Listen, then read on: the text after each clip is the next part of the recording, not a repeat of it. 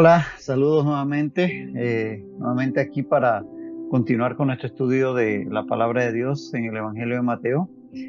Prepárate, ten ahí tu Biblia, tu material de notas y iniciemos sin más con oración este tiempo de estudio de la palabra de Dios. Bendito Padre Celestial, gracias Señor por la oportunidad de estar siempre en tu presencia y considerando tu palabra. Señor, que tu palabra, Señor, nos hable, que tu Espíritu Santo nos guíe y podamos, Señor, recibir de ti la dirección para nuestras vidas. En el nombre de Cristo Jesús. Amén. Y amén.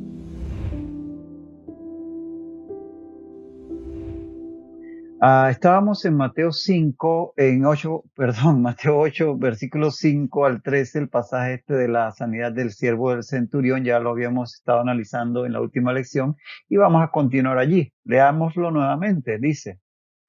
Entrando Jesús en Capernaum, vino a él un centurión rogándole y diciendo: Señor, mi criado está postrado en casa, paralítico, gravemente atormentado.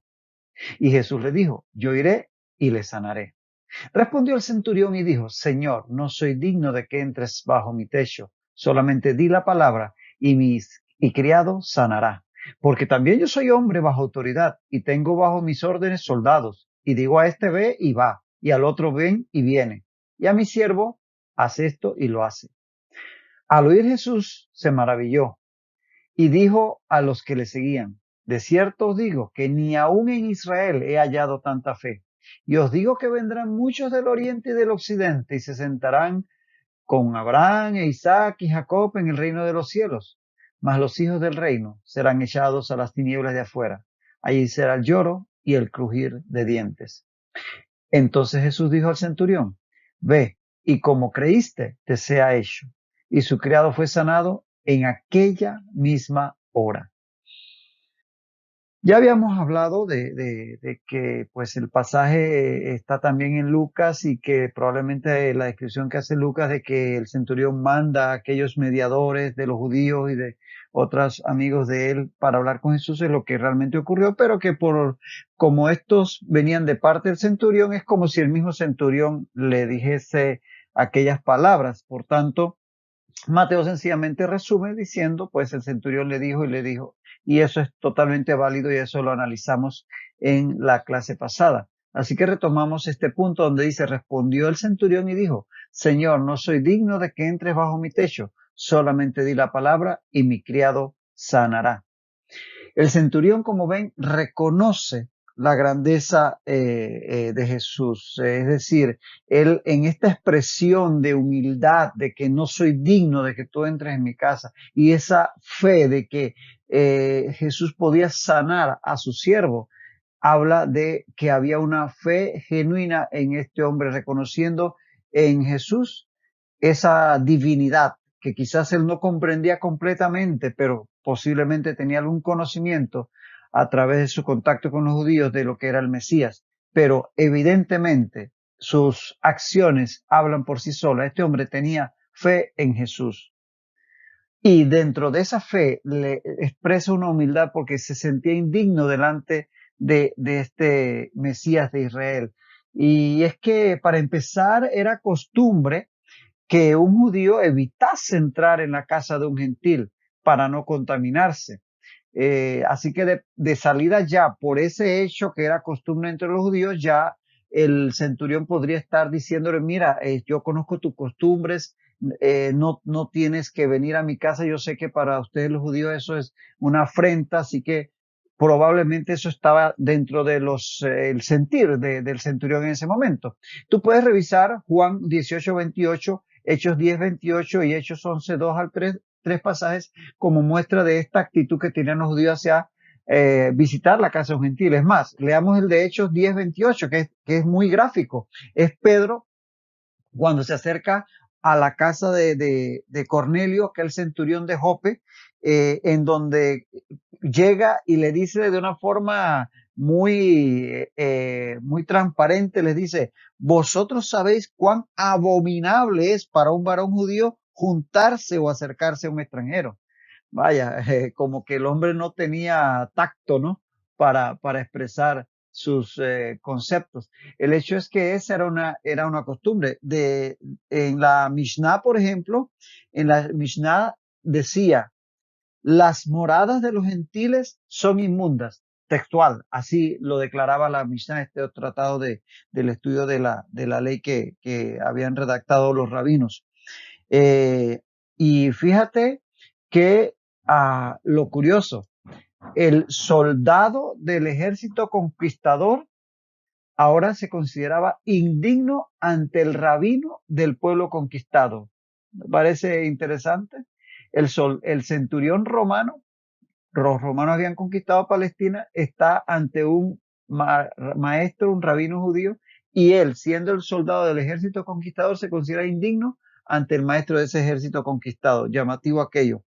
Ahora, dentro de esta actitud del centurión, fíjate que él no dice, mi criado no es digno de que le cures, él no tiene el nivel, no, él en ningún momento habla de su criado, habla de él mismo. Dice, yo no soy digno, es la expresión, eso habla de una genuina humildad de parte de este centurión. Ahora bien, seguimos en ese mismo texto. Evidentemente, el centurión reconoce la deidad de Jesús al atribuirle esa autoridad sobre la enfermedad. Él reconoce que Jesús sí puede sanar a su criado y eso obviamente no lo podría hacer si no tuviera un poder divino. Y y es que para el centurión, si tú te fijas en sus palabras, el principio de autoridad era incuestionable. Él dice, porque yo también soy hombre bajo autoridad y tengo bajo mis órdenes soldados. Y digo a este ve y va, y al otro ven y viene, y a mi siervo hace esto y lo hace. Es decir, él no duda en lo más mínimo que Jesucristo tiene la autoridad para ordenarle a la enfermedad de su criado que salga de su cuerpo y lo va a hacer. Él tenía sumamente claro el principio de autoridad. Y es que el principio de autoridad es el principio básico rige este universo, porque Dios ha establecido que todo quede bajo autoridad, primeramente todo bajo su autoridad. En el universo entero, todo está regido por las leyes que Dios estableció y ni un átomo, ni una partícula subatómica se rebelan contra las leyes que Dios ha establecido. La gravitación universal, la energía electromagnética, la fuerza nuclear fuerte, la fuerza nuclear débil. Si no fuese porque todo está completamente sujeto a la autoridad de Dios, los átomos de nuestro cuerpo se desharían en mil pedazos en cualquier instante, pero todo se sujeta a autoridad. Nos dio a nosotros, los seres humanos, libre albedrío. Y es nosotros los que tenemos que mantener esa obediencia a la autoridad. Y precisamente los problemas surgen cuando desobedecemos a la autoridad. Y el principio de autoridad es uno de los principios que están a través de toda la escritura y son fundamentales en el reino de Dios. De tal manera que es fundamental. Y este soldado romano tenía clarísimo el principio de autoridad. Por eso podía creer en que Jesús podía ordenarle a la enfermedad salir del cuerpo de su criado. Si a ti te interesa estudiar este tema del principio de autoridad, que es fundamental en nuestro trato con Dios y en el funcionamiento del reino de los cielos y en todo en general en cuanto se respecta a este mundo, te recomiendo el libro, es un clásico de Watchman Nee, la autoridad espiritual de Watchman Nee. Puedes encontrarlo en las librerías o pedirlo por internet y leerlo si no lo has leído antes y está clarísimo todo este concepto del principio de autoridad que es fundamental en el reino de los cielos. Y dice que al oírlo Jesús se maravilló y dijo a los que le seguían, de cierto os digo que ni aun en Israel he hallado tanta fe. Qué tremendo, ¿ah?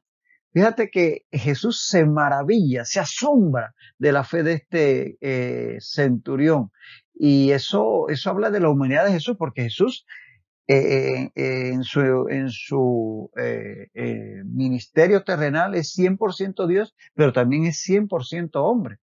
Y en su humanidad se asombra. Obviamente Dios no se asombra de nada porque Dios lo conoce todo, pero esta expresión de asombro de Jesús ante la fe del centurión habla de su humanidad, porque como humano se maravilla de esta fe de este hombre que pudo de una forma tan evidente expresar su fe en que Jesús tenía autoridad sobre la enfermedad, cosa que dice él que ni aún en Israel la había encontrado. Y es curioso porque los judíos lo tenían todo para creer en el Mesías y poder creer en que Jesús podía, siendo el Mesías, hacer todo aquello. Pero dice Jesús que ni en Israel no había encontrado a alguien con una fe tan viva, tan evidente, como la que encontró en este centurión romano. Porque fíjate que los judíos lo tenían todo para poderse, para poder creer en Jesucristo. Romanos 9, 4 al 5 dice Pablo que son israelitas, de los cuales son la adopción, la gloria, el pacto, la promulgación de la ley, el culto y las promesas, de quienes son los patriarcas y de los cuales, según la carne, vino Cristo. Entonces los judíos tenían todo para creer. Pero es que a veces, cuando tenemos tanto, nos parece que es algo que se nos da de por sí y perdemos esa capacidad de maravillarnos. A veces nos sucede a los creyentes cuando tenemos muchos años en el Señor. Al principio, cuando estamos recién convertidos, nos maravillamos, que una cosa pequeñita nos parece un milagro asombroso y escuchamos un texto bíblico y nos impacta, pero después como que nos hacemos profesionales del Evangelio y cuando pasan los años ya pareciera que nada nos maravilla, nada nos asombra, nada nos inquieta. Ese es el peligro de acostumbrarnos al trato con Dios, de verlo como una rutina, como algo, vaya, tipo religión. Entonces, cuidado con eso, que probablemente algo así le estaba pasando a los judíos. Habían perdido esa capacidad de maravillar a Dios con su fe porque definitivamente estaban acostumbrados a ese trato con Dios que les parecía que se daba de por sí. Pero este centurión pudo expresar esa fe que maravilló a Jesús. Y os digo que vendrán muchos del oriente y del occidente y se sentarán con Abraham e Isaac y Jacob en el reino de los cielos. Jesús declara proféticamente la salvación de los gentiles. Eso está clarísimo, por ejemplo, en Apocalipsis 7:9. En Apocalipsis 7:9 vemos que dice que he aquí una gran multitud, la cual nadie podía contar, de todas las naciones y tribus y pueblos y lenguas que estaban delante del trono. Es decir, que al final va a haber gente de todas las naciones allí en el reino de los cielos.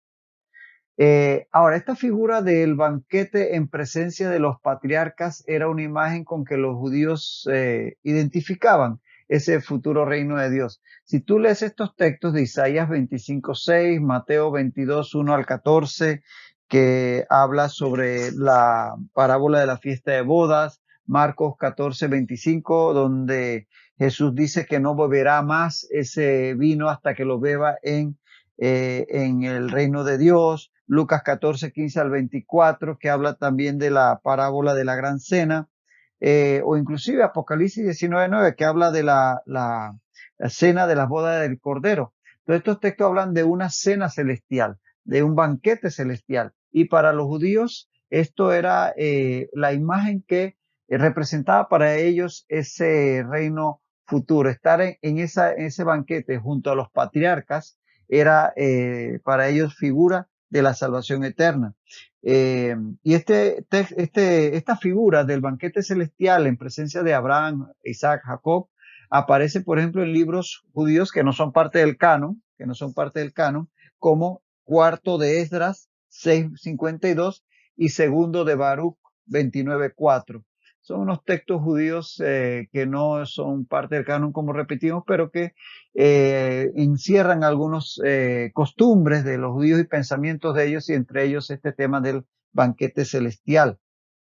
Ahora bien, la salvación, por lo que vemos aquí, por lo que expresa Jesús, de que al final en esa salvación eterna, en ese banquete celestial, como decíamos que se le representa en este momento, esa salvación no depende de la nacionalidad, que sean judíos o que sean de esta o aquella otra nación, sino de la fe personal.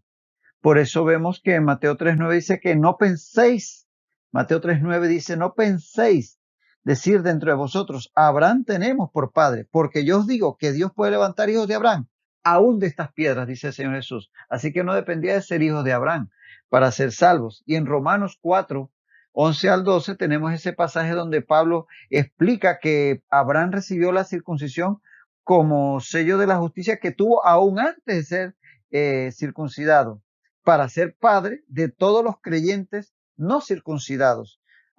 Y esto habla de que él va a ser padre de todos aquellos que son de la fe de Abraham, no necesariamente por ser de la nación judía. Entonces, aquí vemos claramente en los diferentes textos bíblicos que sí, Dios tiene un plan especial con el pueblo de Israel, pero la salvación eterna, esa participación del banquete celestial, del reino de los cielos en sí, no depende de que seamos hijos de Abraham en la carne, sino de que tengamos esa fe como la tuvo Abraham, de creer en Dios y que le fue contado por justicia. Así que aquí le deja claro a sus oyentes judíos que este centurión romano perfectamente podría llegar al reino de los cielos y ellos como judíos podrían quedarse si no mantenían una fe genuina. Y dice, mas los hijos del reino serán echados a las tinieblas de afuera. Allí será el lloro y el crujir de dientes. Entonces, se corrían el riesgo estos judíos, creyéndose salvos por solo ser descendientes de Abraham, de quedar excluidos del reino, debido a la falta de una fe genuina en el Señor. Aquí las tinieblas, fuera de ese salón del banquete, ese salón iluminado que representa como figura la salvación eterna, serían a su vez las tinieblas una forma de ilustrar la perdición eterna. Imagínate una casa iluminada y afuera todo oscuro, una noche sin luna, sin luces en la calle, obviamente. Entonces esas tinieblas serán una ilustración de la perdición eterna. Y el llanto que habla aquí, el lloro, el llanto sería la expresión del alma que experimenta la infelicidad perpetua. Es decir, por siempre infelices en esa perdición eterna. Eso es expresado por el tema del llanto. Y el crujir de dientes expresa una ira, y no una ira intensa, por esa situación insuperable, en donde la persona sencillamente no podía cambiar su destino porque ya es la perdición eterna. Entonces, esta es una ilustración muy gráfica, muy típica de Mateo para expresar la perdición eterna. Las tinieblas de afuera y la actitud del que cae en esa situación de un llanto que definitivamente va a ser por siempre jamás infeliz, y esa ira que es el crujir de dientes por el tema de que no puede cambiar nada. Aquí en Mateo 13:42, 13:50, 22:13, 24:51 y 25:30 puedes leer y verás cómo repite muchas veces esta figura de las tinieblas de afuera, el llanto y el crujir de dientes para ilustrar la perdición eterna en el caso de Mateo. Dice que entonces Jesús eh, dijo al centurión, ve y como creíste te sea hecho. Y su criado fue sanado en aquella misma hora. Aquí vemos que Jesús declara la sanidad del criado del centurión, es decir, lo dice sin necesidad de tocarlo, sin necesidad siquiera verlo, a distancia. Esta es una maravillosa forma en que vemos el poder del Señor, porque no toca al necesitado, al enfermo, no habla directamente con él, sino que declara la sanidad a distancia. Y le dice, ojo, que el centurión recibiría lo que creyó. Y esto es interesante, ¿no? Porque eso habla de la importancia de la fe.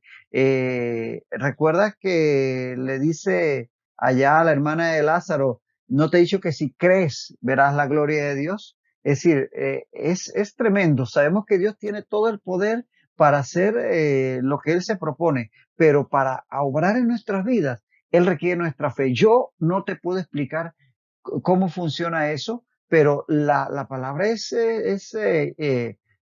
contundente en este sentido. Él actúa sobre nosotros en la medida que nuestra fe le abre la puerta a su acción milagrosa. Por ejemplo, él dice que en Nazaret no pudo hacer muchos milagros por la fe, la falta de fe de ellos. De tal manera que uno dice, pero si Dios tiene todo el poder, ¿cómo que no pudo? Y entonces ahí te das cuenta que estos textos que nos suenan, nos hacen ruido, como la fe fue necesaria para que el Señor actuara. Y la necesitamos nosotros. Tenemos que generar esa fe a través de la palabra, a través de esa relación con Él íntima, para que crezca en nosotros la fe y Él actúe en nosotros. Porque Él le dice al centurión que recibiría según lo que creyó, según su fe. Y, ojo, la sanidad ocurrió instantáneamente, como la del leproso, en el mismo instante. Aquí no hubo convalecencia ni mucho menos. En el mismo momento en que Jesús lo declaró, el siervo del centurión fue sanado. Eso definitivamente que impacta. Y sigue, entonces vamos al siguiente milagro que está en Mateo 8:14 en adelante, que habla de la sanidad de la suegra de Pedro. Dice, vino Jesús a casa de Pedro y vio a la suegra de éste postrada en cama, con fiebre, y tocó su mano y la fiebre la dejó, y ella se levantó y les servía. Y cuando llegó la noche, trajeron a él muchos endemoniados y con la palabra echó fuera los demonios y sanó a todos los enfermos para que se cumpliese lo dicho por el profeta Isaías cuando dijo, él mismo tomó nuestras enfermedades y llevó nuestras dolencias. Aquí tenemos a Jesús entrando en casa de Pedro. Dice que vino a casa de Pedro y vio a su suegra, a la suegra de este, postrada en cama con fiebre. Esto ocurría obviamente en Capernaum, donde estamos ubicados, evidentemente. Pero ojo, que Pedro era originario de Bethsaida. Ahí está Juan 11, Juan 1:44, perdón, que dice que en Juan 1:44, Felipe era de Bethsaida, la ciudad de Andrés y de Pedro. Bethsaida era una ciudad que quedaba un poco al noreste de Capernaum. De ahí eran Pedro y Andrés, su hermano, como bien dice aquí el texto en Juan 1:44. Pero se habían mudado a Capernaum. Ellos se habían mudado a Capernaum, que quedaba un poquito al suroeste, y ahí lo vamos a encontrar. Dice en Mateo 14:13. En Mateo 14:13 dice, y dejando Nazaret, vino y habitó en Capernaum. El Señor Jesús se muda a Capernaum. Y en el 18 dice que andando Jesús junto al mar de Galilea, vio a dos hermanos, Simón, llamado Pedro, y Andrés, su hermano. O sea que ya estaban allí en Capernaum. Se habían mudado de Bethsaida a Capernaum, no sabemos en qué momento. Estaba junto a su hermano Andrés, que posiblemente vivía con él, porque en Marcos 1:29, que es el pasaje paralelo de este texto, de hecho no te lo comenté, pero este pasaje es paralelo con Marcos, anótalo, Marcos 1:29 al 34, Marcos 1:29 al 34 y Lucas 4:38 al 41. Lucas 4:38 al 41 hablan de la sanidad de la suegra de Pedro. Pues bien, en Marcos 1:29 dice, vinieron a casa de Simón y Andrés. ¿Lo ves? Casa de Simón y Andrés. Así que probablemente Andrés también vivía en la casa de Pedro, junto con su esposa, Pedro, su esposa y su suegra. Y probablemente Jesús era hospedado por Pedro en su casa, porque sabemos por Mateo 8:20 que Jesús no tenía una casa. Dice, él le dijo a quien le preguntaba, las zorras tienen guaridas y las aves del cielo nidos, mas el Hijo del Hombre no tiene dónde recostar su cabeza. Él no tuvo una casa propia nunca. Después que se le dio a la casa de sus padres, pues o estaba en el campo o lo hospedaban en alguna casa.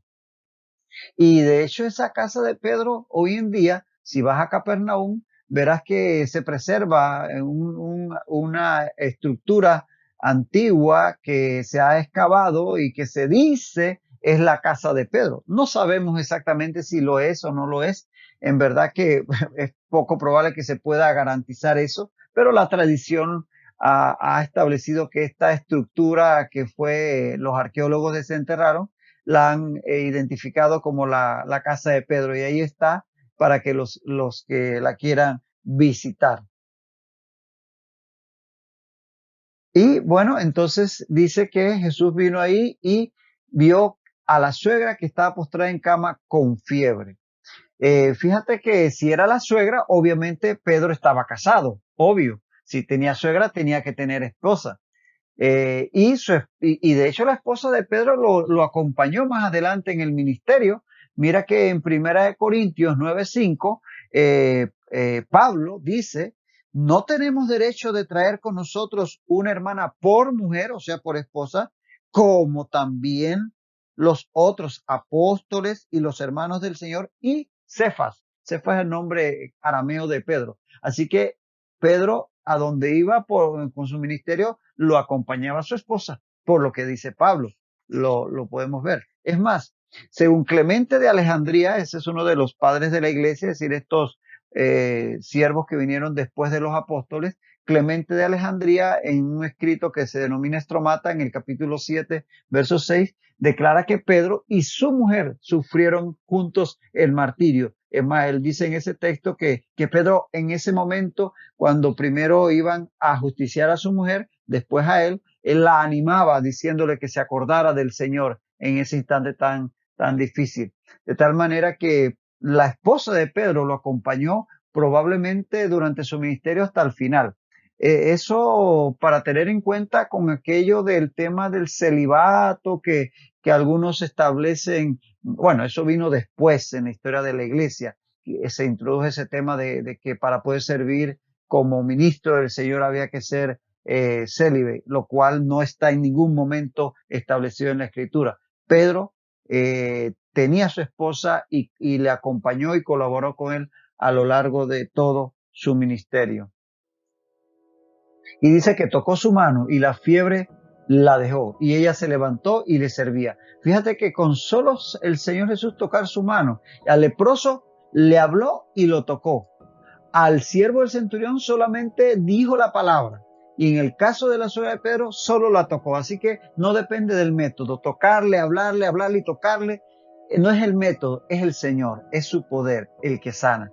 Eso tenemos que recordarlo.